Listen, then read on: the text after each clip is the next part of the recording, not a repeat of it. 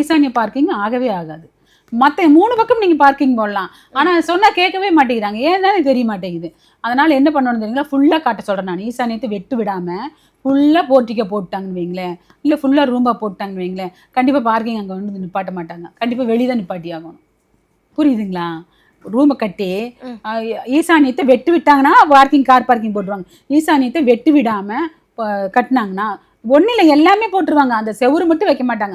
அந்த டானாப்பட செவுரு மட்டும் வைக்க மாட்டாங்க. வடக்கு சைடு கிழக்கு சைடு செவுரு வைக்காமல் இருப்பாங்க. அந்த செவுத்து வச்சிட்டாங்கன்னா கண்டிப்பாக கார் பார்க்கிங் உள்ளே வைக்க முடியாது. புரியுதுங்களா? கிழக்கு வீடாக இருந்தாலும் வடக்கு வீடாக இருந்தாலும் கார் பார்க்கிங் உள்ளே வைக்க முடியாது. இந்த செவுத்தை வச்சுட்டாங்கன்னா கடைசியில் வெளியே தான் அதுக்கு வெளியே போகும்போது வடமேற்குக்கு போயிருக்காரு, தன்னை போல் வடமேற்குக்கு போயிருக்காரு. அப்போ அவங்க அருமையாக நிறுத்திக்கலாம். இதை எல்லாத்துட்டையும் நான் சொல்லி சொல்லி சொல்லி சொல்லி இப்போ நாங்கள் போன வீடெல்லாம் கரெக்ட் பண்ணியிருக்கோம். போகாத வீடெல்லாம் கரெக்ட் பண்ணணும். இந்த மாதிரி பதிவில் தான் கரெக்ட் பண்ண முடியும்.